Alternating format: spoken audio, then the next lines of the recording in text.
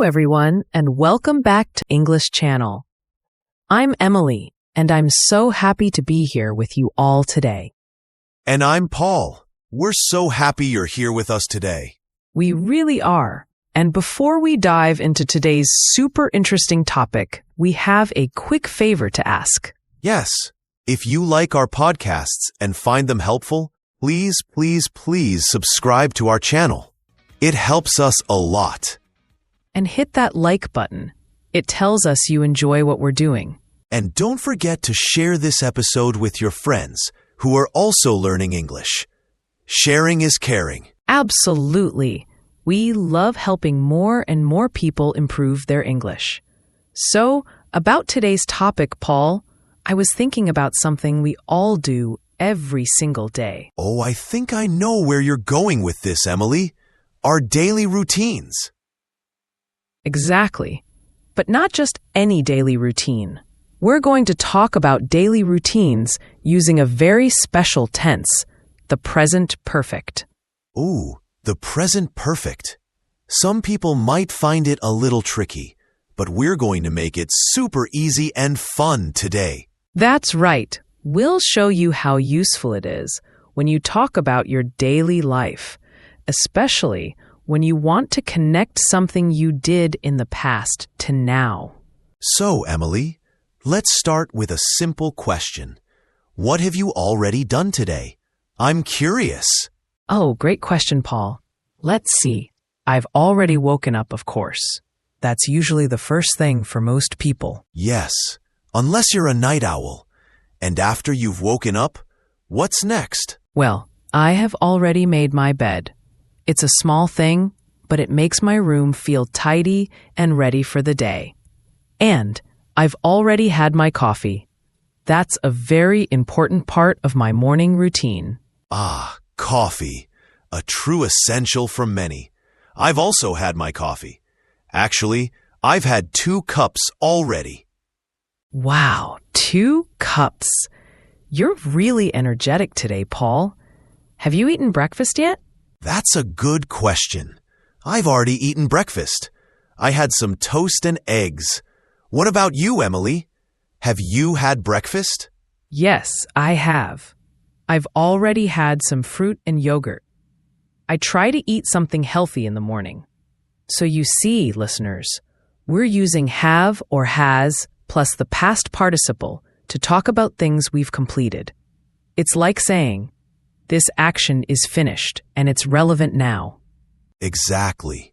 And the good thing about the present perfect for daily routines is that you don't need to say when you did it. You just say that you have done it. That's a key point. For example, I've already brushed my teeth. I don't need to say, I brushed my teeth at 7 a.m. if I just want to say that the action is done. Right.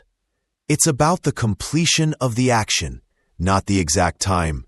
So, Emily, have you checked your emails yet today? I usually do that first thing. Oh, yes, I have. I've already checked my emails. There were a few new messages, but nothing super urgent. And I've also checked my social media. A little bit of scrolling, you know? I know that feeling. I've also checked my social media, but I try not to spend too much time on it in the morning. So what else have you completed this morning? Have you taken a shower yet? Yes, I have. I've already taken a shower. It helps me feel fresh and ready to start my day. And I've already gotten dressed. I'm wearing my favorite blue shirt today. Nice. I've also gotten dressed. I'm wearing a comfortable sweater because it's a little chilly today. So, we've talked about a lot of morning routine things. What about things you haven't done yet, but you will do later? We can use the present perfect with not for that too. That's a great point, Paul. For example, I haven't gone to the grocery store yet today. I need to do that later. My fridge is looking a bit empty. I know that feeling. I haven't done my laundry yet. That's definitely on my to-do list for later. And I haven't called my mom yet. I usually talk to her in the afternoon. Calling mom is important. I haven't exercised yet. I usually go for a walk in the late afternoon. So you see, listeners, I haven't done something yet means I haven't completed this action up to now, but I might do it later. Exactly. It's super useful for talking about your plans and what's left on your list for the day. So, Emily, thinking about your daily routine, what's something you've always done in the morning, almost every day? That's an interesting way to think about it. I've always had coffee in the morning, even when I was a student. It's a habit that has stayed with me for a very long time. What about you, Paul? I've always read the news in the morning. Not a full newspaper, but I've always checked the main headlines online. It helps me feel connected to what's happening in the world. It's like it started in the past and it continues to be true now. That's a great example of how the present perfect talks about something that started in the past and continues to the present. So you've always read the news. That's a nice, consistent habit. Yes, and another thing, I've always tried to make my bed. My mom always told me it was important, and it just stuck with me. What about things you've never done in your morning routine, Emily? Oh, that's a fun one. I've never had a cold shower in the morning. I've heard some people do it for energy, but I prefer a warm shower. And I've never skipped breakfast. I get too hungry if I don't eat in the morning. I'm with you on the warm shower, Emily. I've also had a cold shower, and I've never gone for a run before coffee. My brain just wouldn't be ready for it. Those are great examples. So listeners, I've never done something means I haven't done this action at any point in my life up to now. Right. It's a strong way to say something has not happened. So let's think about a typical workday. What have you usually done by lunchtime? By lunchtime, I've usually answered a lot of emails, and I've usually had a few meetings, sometimes virtual meetings, sometimes in person. And I've definitely already thought about what I'm going to eat for lunch. That's a universal truth, Emily. By lunchtime, I've usually finished my most important tasks for the morning.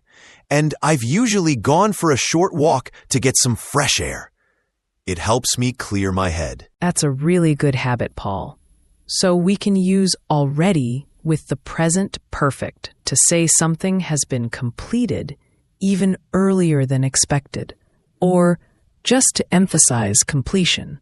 And we can use yet to ask if something has happened or to say it hasn't happened.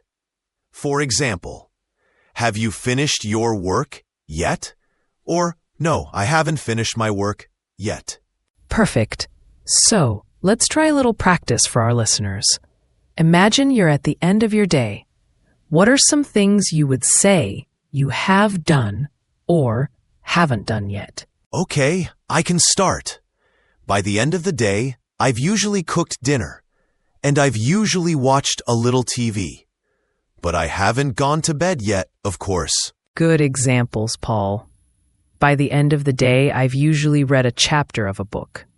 I love reading before bed, and I've usually called my family to say goodnight.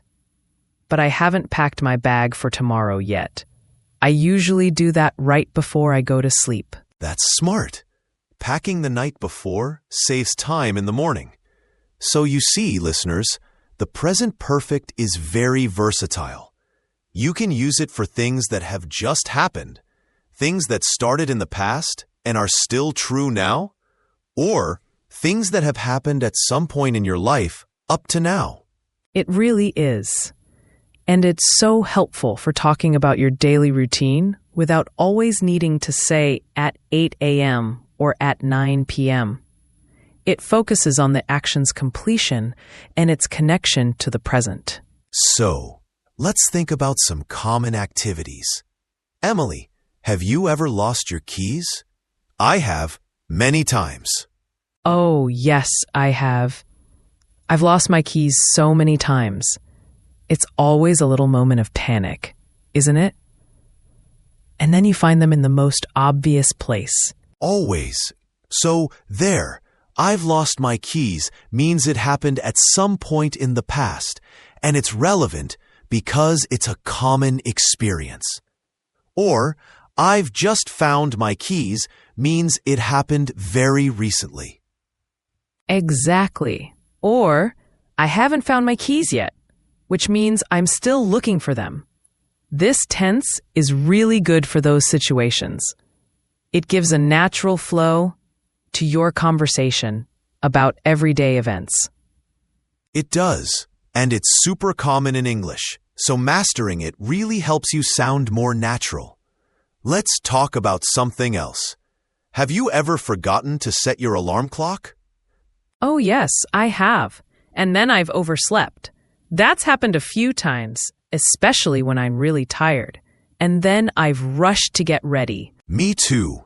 I've forgotten to set my alarm, and then I've woken up super late. It's not a fun way to start the day, but thankfully, it hasn't happened recently. Knock on wood. So listeners, you can see how flexible this tense is. It's not just for big, important events. It's for all the small, everyday things too. It really is. Think about things you've learned. Emily, what's one new thing you've learned recently, even if it's small? That's a nice question. I've recently learned how to make a new kind of pasta sauce. It's delicious, and it's been a great addition to my cooking routine. What about you, Paul? That sounds lovely. I've recently learned a few new words in Spanish. I'm trying to practice every day. So, this action of learning started in the past, and it's still ongoing or relevant now. Perfect. So, when you talk about your daily adventures, your daily routine, remember that the present perfect can help you express things clearly and naturally. It's like a bridge between the past and the present. A very useful bridge. So instead of saying, I ate breakfast this morning, you can say, I've already eaten breakfast to emphasize that it's done and you're ready for the next thing. Or instead of saying, I didn't call my friend, you can say, I haven't called my friend yet, to show that you still plan to do it. And it also sounds more polite sometimes, doesn't it? I haven't had a chance to call my friend yet sounds better than I didn't call my friend. Absolutely. It adds a touch of politeness and also implies that you still intend to do the action. So listeners, we really hope this episode has helped you understand the present perfect a little better, especially how you can use it in your everyday conversations about your routine. We encourage you to start using it today. Think about your own morning, your own afternoon. What have you already done? What haven't you done yet? Practice makes perfect, and the more you use it, the more natural it will feel. So as we wrap up today's episode, we have one more friendly reminder. Yes. If you enjoyed this podcast and found it helpful, please subscribe English channel. And give us a big thumbs up by clicking the like button. And please share this episode with your friends who are also learning English. Help us spread the word. And finally, we would love to hear from you. In the comments below, tell us, what's one thing you've already done today? And one thing you haven't done yet, but plan to do. We love reading your comments and seeing how you're using what you've learned. It makes our day. So, thank you so much for joining us today on English Channel. We hope you had fun and learned something new. See you next time, everyone. Keep practicing your English. Bye for now.